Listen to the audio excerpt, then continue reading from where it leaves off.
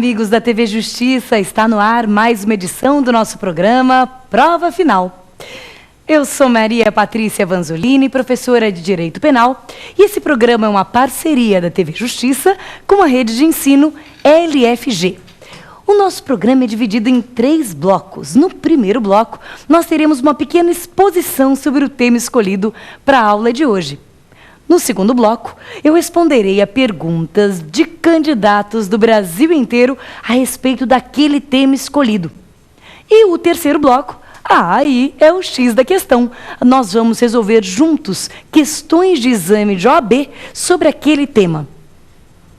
O tema de hoje preocupa muita gente, mesmo quem nunca ouviu falar de direito ou mesmo de direito penal. Corrupção está na boca do povo, está nos noticiários de jornal, está na preocupação de cada eleitor quando elege os seus representantes. Todos nós temos uma vaga ideia do quanto a corrupção prejudica o nosso país, do quanto ela toma de dinheiro público. Mas será que você sabe exatamente o que é corrupção? Será que você sabe exatamente quando chamar a corrupção de ativa e quando chamar de passiva? E a diferença entre corrupção e concussão? Sabe qual que é? Pois bem, se você quer saber, então fica com a gente para o tema do dia.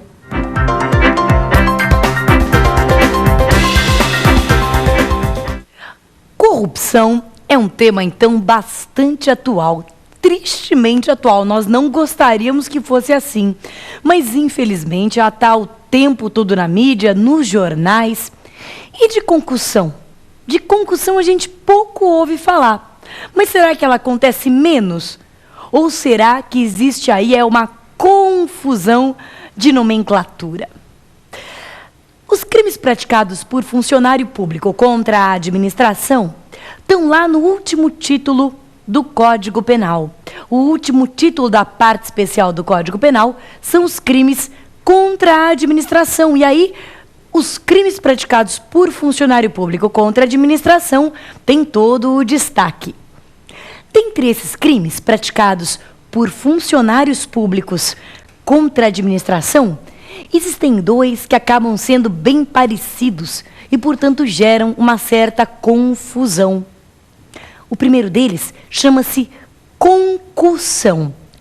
Ele está lá no artigo 316 e ele consiste no seguinte: o funcionário público que exige, veja bem, isso é importante, o verbo é exigir vantagem devida em razão do cargo, mesmo que fora dele ou antes de assumi-lo, quer dizer, mesmo que ele não esteja ali naquele momento praticando a função, mas em razão do seu cargo público, ele exige vantagem devida.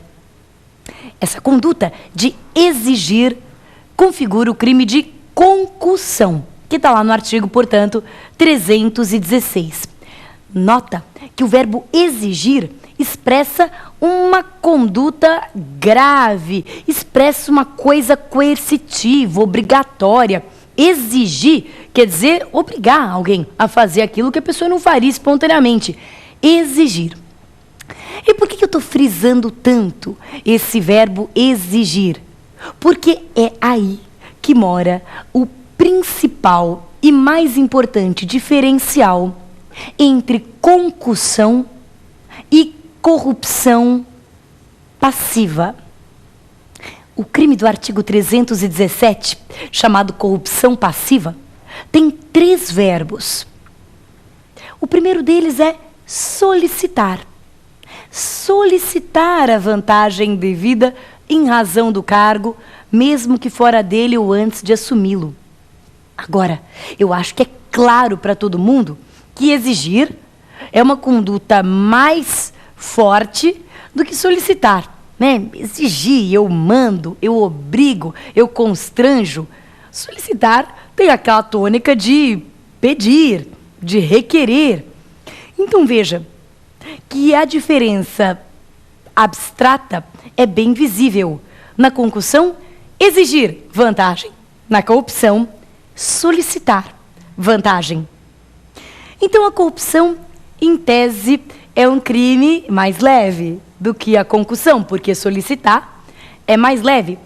Aliás, a primeira coisa que eu tenho que contar para você é que na vida prática nem sempre é tão simples saber a diferença entre uma exigência e uma solicitação. Será que é só o fato de eu pedir por favor que caracteriza solicitar?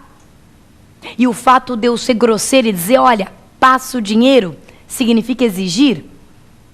Quer dizer, o que eu estou tentando dizer é que na vida cotidiana, na vida prática, pode haver uma certa dificuldade em caracterizar aquela conduta como uma exigência ou como uma solicitação. Mas em abstrato, pelo menos, é bem visível essa distinção. E significa que a corrupção passiva, solicitar, deveria ser uma conduta tratada de forma mais leve do que a concussão, exigir, não é isso? Pois é, e aí eu faço um comentário assim, mais no nível da curiosidade, mais no nível talvez até da anedota jurídica. Porque se você concorda que exigir é mais grave do que solicitar, talvez você fique muito surpreso em saber que o crime de concussão tem uma pena de 2 a 8 anos.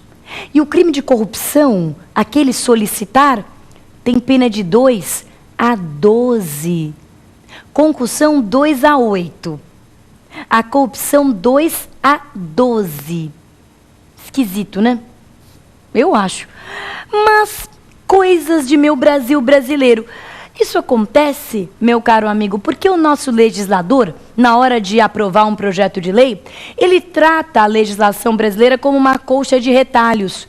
Então ele vai fazendo um patchwork, sabe assim? Um patchwork jurídico, porque ele, ao invés de pensar no ordenamento jurídico como um todo, preservando razoabilidade, proporcionalidade, ele só pensa naquele dispositivo de lei que ele pretende alterar. E aí nós ficamos com essas aberrações, né? Um país em que solicitar é pior do que exigir. Um país em que solicitar tem uma pena de 2 a 12 e exigir tem uma pena de 2 a 8. Vai saber, né? Mas as coisas são assim. De qualquer forma, isso é mais uma anedota do que propriamente uma informação relevante, porque eu, pessoalmente, nunca vi se exigir em concurso público a pena do crime de concussão ou de corrupção. Mas então, voltando aqui à tipificação. A concussão, você já sabe o que é. Exigir a vantagem devida. A corrupção, solicitar a vantagem devida. Mas a corrupção tem ainda mais 2 verbos. Solicitar, receber ou aceitar promessa. Solicitar, receber ou aceitar promessa da vantagem devida.